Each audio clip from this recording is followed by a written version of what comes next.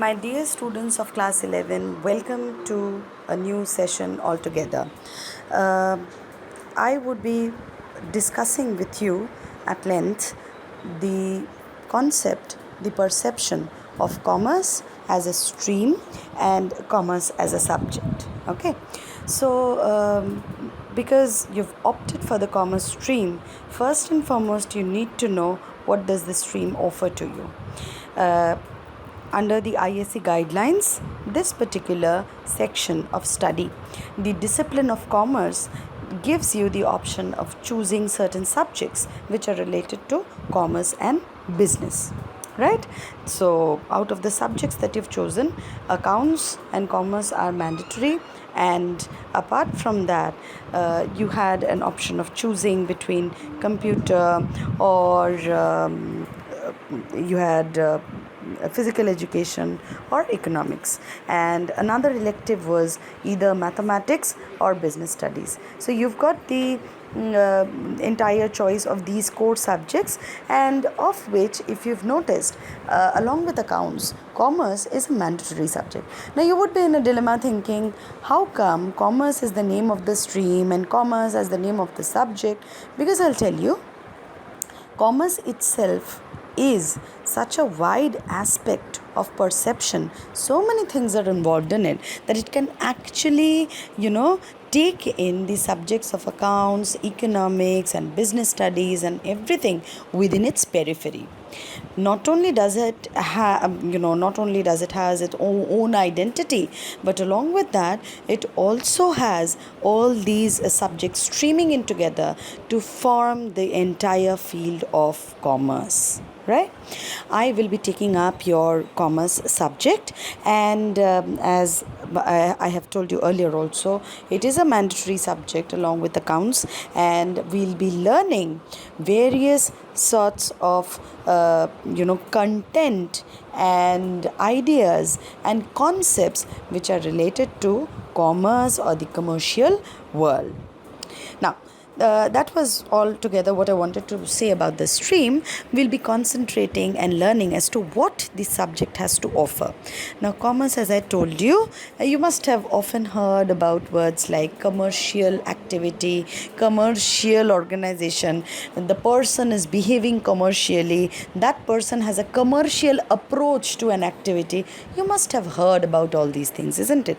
So, when you're studying about these things, or when you're talking about these things, the first and foremost word that comes to your mind regarding commerce, regarding commercial activities, is such an act or such a happening or such an event that has got money involved in it, right?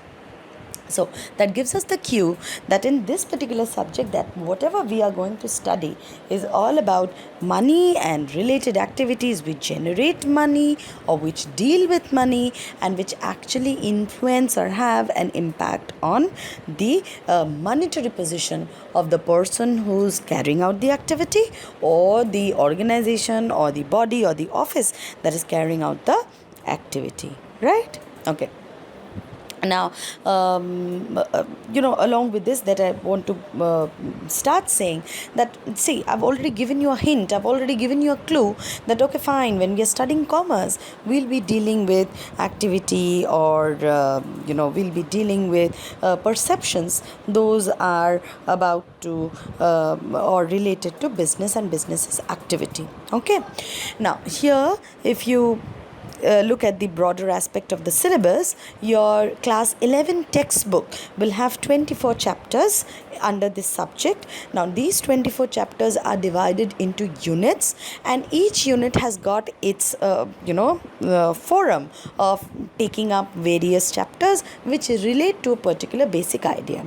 Like the first unit itself will be dealing with what are the types of various business organizations, who does a business, what does a business mean altogether, why will a person do a business, what resources are required to carry out a business, what is the impact if a business turns out to be good, or what is the impact if the business doesn't work out well.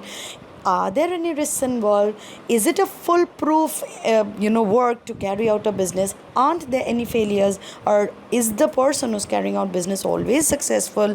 Why is a person successful? Can you calculate your risks while taking up a business? So all these things will be dealt in the first segment. The second segment will deal in detail that what are the various forms of business. Like, you could have your entire business under your entire single ownership. Like, you're the boss, you're the owner, everybody else will be listening to what you say. That could be one. Now, you could also be thinking that no, I'm not that capable, I'm not that powerful, I'm not that capable enough to provide enough money, so I will carry out an activity with the help of my friends. So both of us will work together and we'll earn money, so that results into a partnership business. Similarly, when more number of people come, they can form companies and things like that. If you have such a big company which is not only operating in India but beyond India in other countries, so that becomes international, right? So the second segment will be dealing with various sorts of organizations, how they are formed, who runs it, what are the resources they need to run it, and so on and so forth.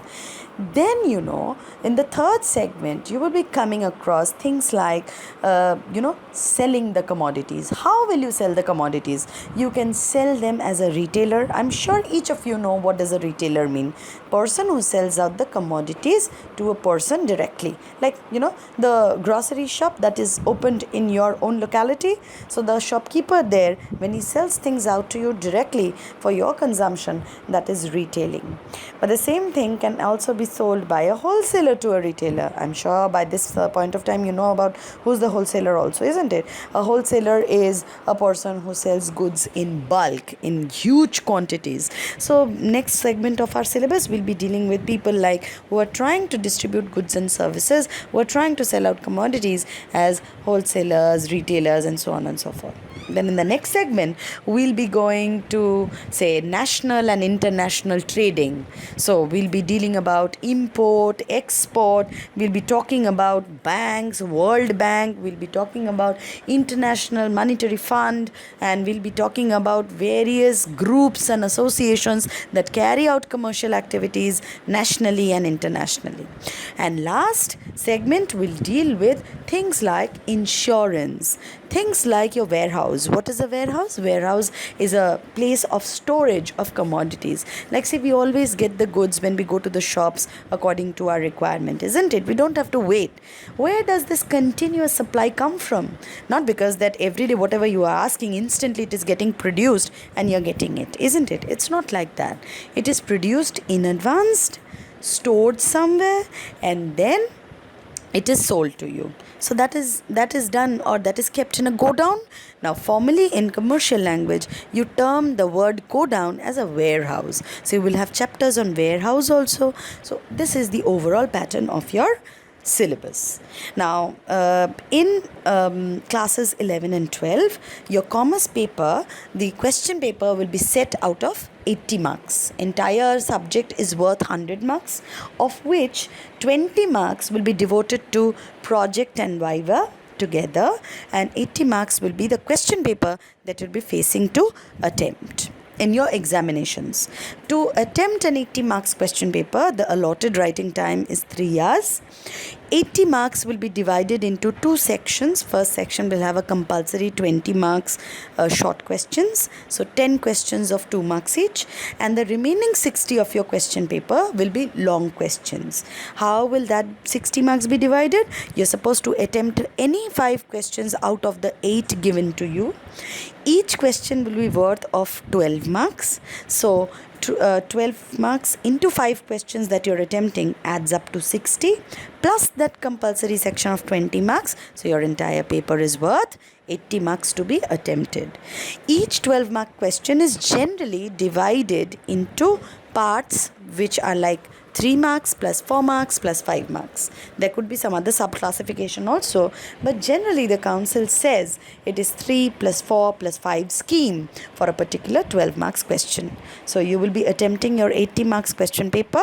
Whatever you get out of that 80 would be added to your 20 marks of project and viva taken together, and you will be evaluated out of 100. right? Now 20 marks the project viva that we are going to deal is, in an entire year you will be finishing off 2 projects, okay, 2 projects for 20 marks. And I said viva, what's viva? Oral questions that will be related to the project topics and subsequently related to the portions that you will be covering up in those topics, okay. Now how is that 20 marks split it up? It is divided as 14 plus 6, 14 for the files that you maintain, and 6 marks will be viva, the oral questions that you will be facing with one-on-one with the examiner of the subject. Okay, now with all these data and facts given to you on the first go itself, you could be getting confused or thinking that how will I remember all this? Nothing to worry. When classes begin in school formally and with your physical presence, and you're supplied with the study material and the books, you will be getting the scope of syllabus there, subject wise, content wise. Everything is written in detail, so you will have the written backup provided to you. Not only that, the textbook that we'll be following, there also at the beginning of the textbook only you have the portions of projects and question paper pattern and syllabus and scope, everything written in detail, right? I think for introductory class this is quite enough. Listen to this particular audio link again and again if you think that you need to, or else from the next class onwards, formally we will be taking up small portions related to our content, related to our syllabus, slowly but steadily. Okay, till then please take care of yourselves, and hopefully we'll be meeting soon. Thank you.